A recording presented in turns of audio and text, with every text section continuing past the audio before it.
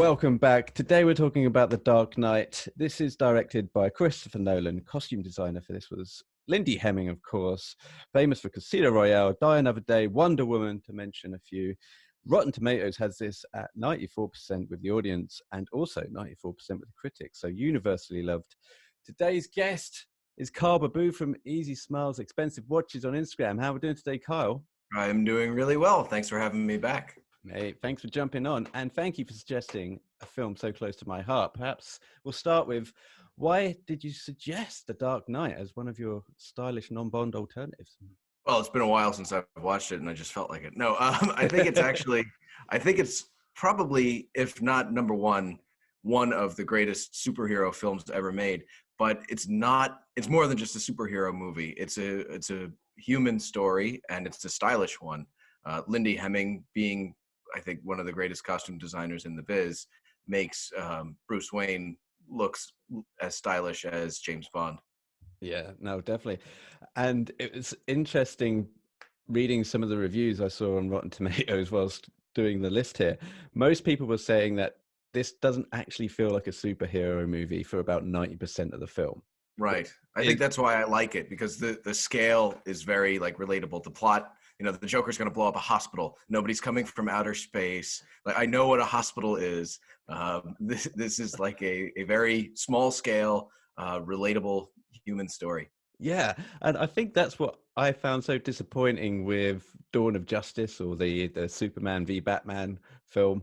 I mean, that was so nauseating. I actually went, because it's like 3.5 hours long or something. I remember seeing that so at the ugly. I saw that at the cinema. I remember having to take a shit at like an hour and 30 in, and a part of me just thought, I don't even need to go back in and finish this film. I don't know if I'm going to get any nourishment. Play Tetris on the phone for another hour on the tour. It's just that's an ugly universe. There's nothing I can really take out of that. But we'll talk about The Dark Knight today. And revisiting it last night, I know you were watching it last night as well. I hadn't really watched it through the prism of menswear. This used to be kind of my hangover fodder. So whenever I'd be hungover on a couch, I'd just stick the trilogy on and I'd watch them all day, like the first, second, and third. For some reason, this just sat in every groove for me when I was hungover. And that's not to say it's kind of light on its feet. There's so much gravitas to the film as well. But it just felt like something that I could carry through for about 7 or 8 hours on the couch and be at home with. Do you know what I mean? I do. It's one of those movies that I used to have on repeat when I was in school. I would watch this and Casino Royale over and over and over again. Probably my two most worn out DVDs back from my early 20s. Yeah. And do you think this is the best of the trilogy? I think so. I like that it starts the story already in progress. It's not an origin story. The characters are already well established. And like I said, the scale is relatable. The threat is something that really could happen, which I think is why so many people like this one. Yeah. And when I put it out on the vote last night for Instagram, so many people got in touch, whether I said, is this the best of the trilogy? And people going, well, the people that voted no then had to message me privately and give me a kind of dissertation on why. It's not like they just randomly said no. It was a very fleshed out, thought out thing they had, and go, well, let me take you in the inner workings of my mind. And I'm like, oh, okay, great. I've opened up a can of worms here. I don't think it's unusual for the middle entry to be the best entry of a trilogy, because I mean, people say the same about Godfather 2 and Empire Strikes Back. So the Dark Knight fits right in with those. Yeah. And what did you notice this time around, paying attention to the suitings and costumes? What stood out for you? Well, I was watching Bruce, and Bruce has a very studied, very put together professional look. It's not over the top. It's not ostentatious, but it's very studied. And I think that the character Bruce Wayne is putting on a costume just as often when he's playing Bruce Wayne, in quotes, as he is when he's Batman. Because his public persona is very much a costume and a character that he's playing as well. I think the only time where we see Bruce Wayne look like the real person that he is like when he's on the boat wearing the white shirt, or when he's wearing like his motorcycle jacket. But his suited look is very studied, very put together, and almost a costume in and of itself. Whereas Harvey is he's got like the Brooks Brothers look, of an American politician, button-down collars.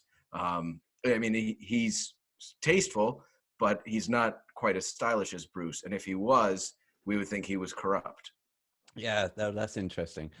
It's also interesting that Bruce Wayne has to be a dick pretty much 90% of the time to everyone around him, right? Because that's the whole persona of a playboy millionaire, is to have a supermodel on each arm, or the lead in the Bolshevik ballerina. I've screwed that up, you know what I mean? It's like, hey, when they come to dinner, that's one of my favorite scenes, and they meet Maggie Gyllenhaal and Dent there, and Bruce Wayne rocks up, and they go, maybe we can get the tables together. And they go, I don't know if we'll allow it. It's okay, I own the place. I own the place. Yeah. And I also own this bit of blonde on my arm as well, so that's all good. It's so arrogant, but he has to be arrogant and also very dismissive of Batman, doesn't he? He has to. It's yeah. I only really paid attention to that last night. He has so much of a costume and a mask on when he's Bruce Wayne, as much as he does when he is Batman. Totally. Right. And I think this movie is all about that. This movie is about duology, and it's about the two sides of people's personalities. I mean, one character literally is Two-Face. Yeah. And that's a theme that runs throughout the whole film.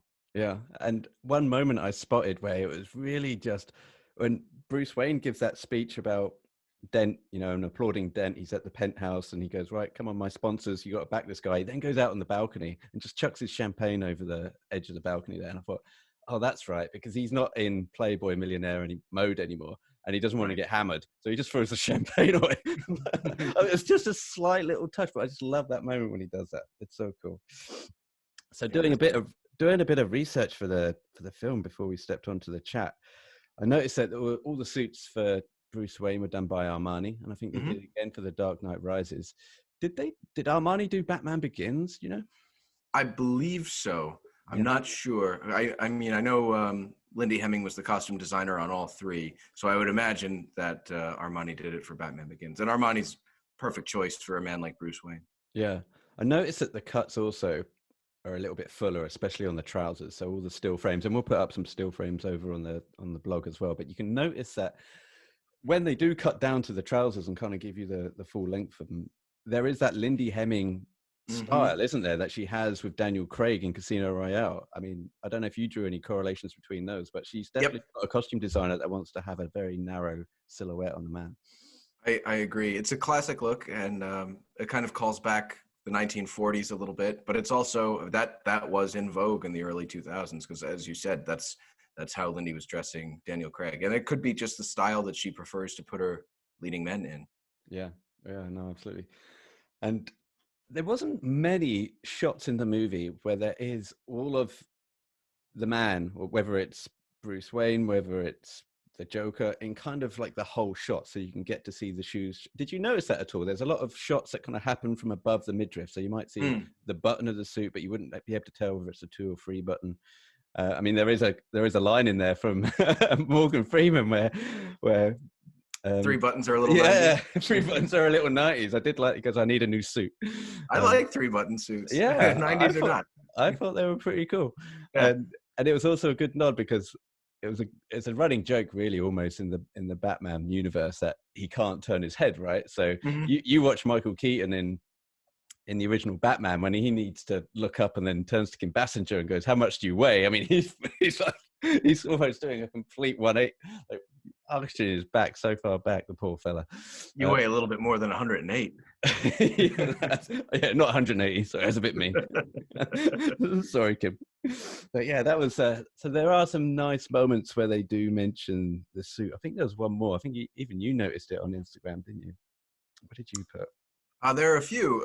There's a line that one of the thugs, one of the mob bosses, says to the Joker, "You know, you're just a freak in a cheap suit." And it wasn't cheap. You paid for it. That's it. Line. Yes. Yeah. I like that. That's really cool. I mean, there are a couple of lines about the Joker's clothing having no labels and nothing that can identify him, and everything's custom made. But there is another one, and now I can't remember what it was, and I posted it, and now I can't. Yeah. I can't recall. I think something about hockey pants, wasn't it? That's it. That's it. Yeah. Yeah. No, I'm not wearing hockey pads. Yeah. Well, I wanted to Hockey mention. pads a la Lindy Hemming. Lindy Yeah. Hemming's interpretation of hockey pads. And he didn't even go into the bit about him being 40 pounds overweight as well to be Batman. I mean, he's kind of like sitting there and his guts curdling over his legs. I'm like, hey, why do you get to be Batman and not me? I'm like, well, lay off the donuts. yeah, exactly. Jim, have you got time? You know, I can reel off a fucking list here, pal. Oh, man. Well, look, I wanted to get into some of the Kevlar as well, because I feel like I didn't know anything about Kevlar before dipping in and doing a bit of research on this. And because it's so heavily featured in the film, and the suit itself, I think is one of the best suits from like the entire franchise. They obviously wanted to do something very more streamlined, a bit, you know, they wanted to make him more agile, not just for the plot's sake, but for also, you know, to make it look good on film, right? So he has to move and to make it more realistic, to make it look like this could happen in our world and not some comic book fantasy world. Yeah, exactly. So I wrote a couple of bits. Well, I didn't write it; someone else wrote it. But I thought I'd read 2 paragraphs off about Kevlar because I figured it might be interesting. Kevlar, reinforced joints 5 times stronger than steel, and it was developed in 1965 by a guy called DuPont. I'm not sure if it's the same guy that did the cufflinks. Who knows? I'll have to do a bit more digging. I doubt it. But it's probably there's a DuPont corporation in the U.S. that makes like military grade equipment. Much more likely, thank you. It's a fiber that's interwoven with each other, so when it hits, it stretches, and the individual threads fight against each other. It can resist high-speed bullets, and it's so it's less about the range of like, can it protect you against a bullet from 20 feet, 30 feet, etc. It's more about the size of the long range, as so few claims. Long range, yes. Can't protect against Talia al Ghul's knife, though. Bless her, you know, especially or Rottweilers. Yeah, or Rottweilers. I did like that, actually. That was quite cool, especially in the sonar when you see him and it pans up and he's just there and he's surrounded by these Rottweilers in this sonar image. I thought that was really cool. So just getting back to the bat suits, the suit is made of 110 components and armored plates that would allow more movement. And these armored plates are composed from ceramic plated armor. So the idea of these ceramic plates is that they can be made, they're lighter for a start, and they're also made from like this borine carbide that is fireproof. So it's the same sort of stuff that you see in like racing drivers would wear in their uniforms, for example, and indeed firemen. So they would wear this kind of material. So you actually see, I think it's in Batman Begins when he's kind of on fire, right? Mm-hmm. Even though it's just his cape and not the suit, but he rolls around in the water. So again, some really cool modern day tech stuff that Batman is pretty impervious to most shit. Mm-hmm. Yeah. I think it was a smart move to put him in like authentic, realistic military equipment. Because again, it grounds this film in our world and not, not some fantasy. Yeah. Yeah, no, exactly. And I think that's part of the film that I really like is that, again, like you say, we're not actually watching Superman go into a third world and bring some kind of elixir back to the real world and then crush his foes with that. I'm like, everything is believable. In a weird way, I believe everything that's going on. In a way that I always believed Bond films had stuff that went on and people go, oh, that would never happen. I'm like, well, it fucking did happen because a real guy got in that car and did the corkscrew jump. So you can't tell me that that would never happen because it fucking did. And in the same way, I have that with this film. I mean, it does it so well. It kind of removes as much CGI as possible and has real stunts. But everything is believable, is what you're seeing.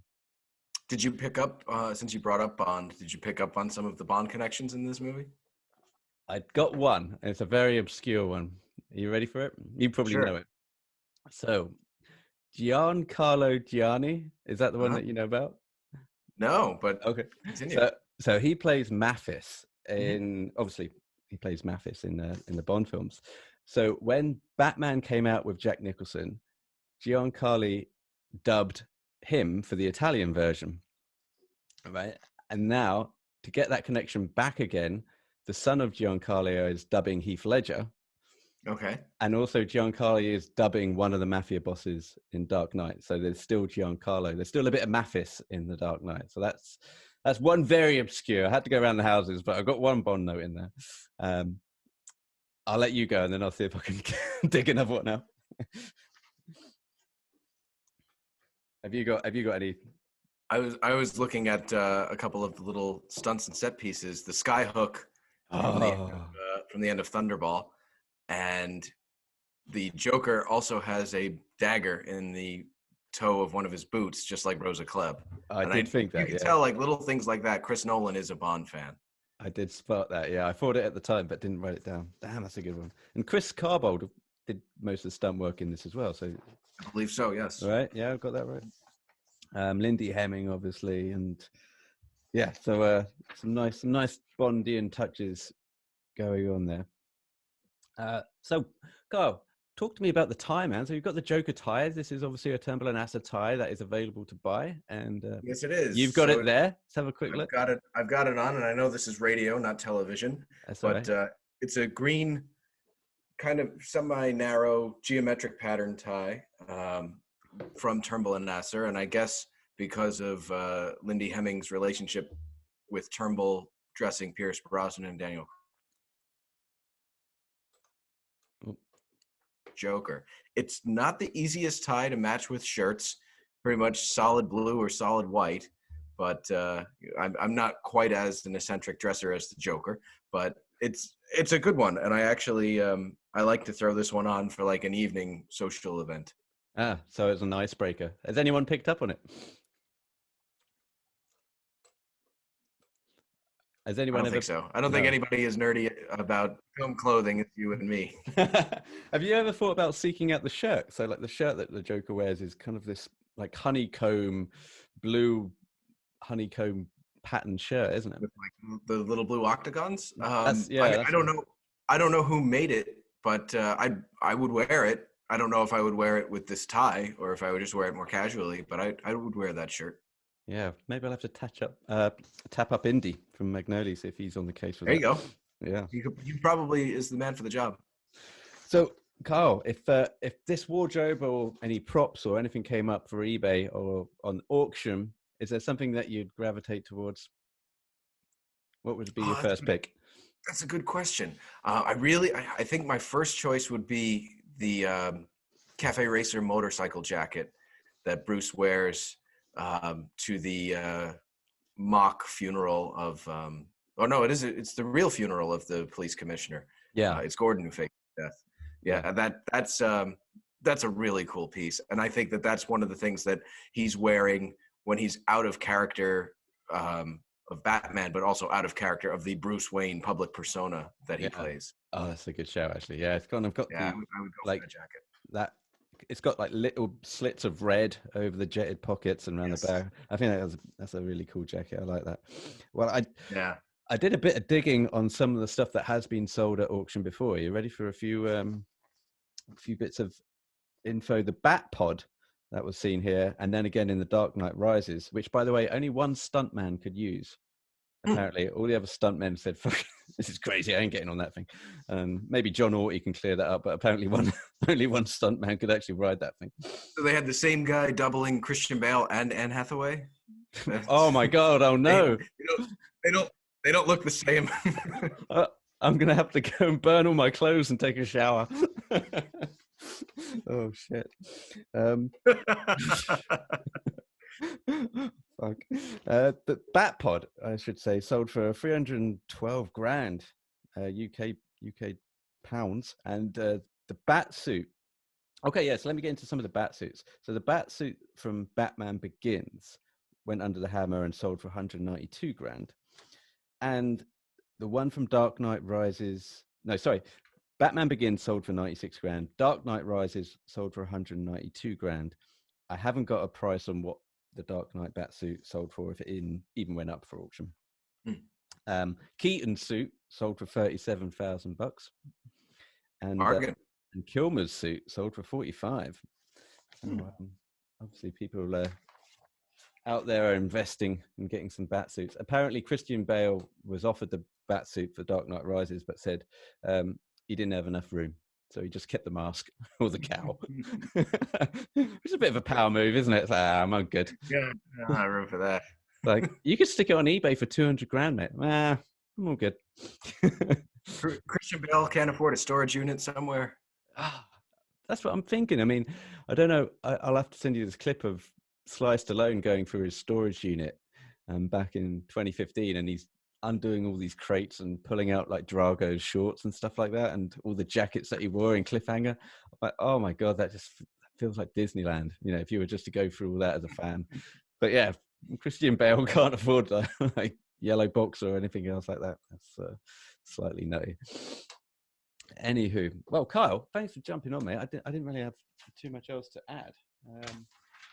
Yeah, this was a blast. But you know what we should touch on, because I brought it up when I was on your podcast last time talking about the Thomas Crown affair, the Jaeger-LeCoultre Reverso.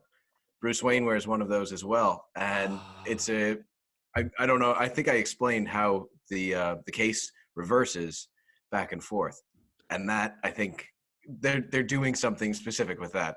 He shows this professional exterior to the world, but underneath is this hardened shell that protects him from danger.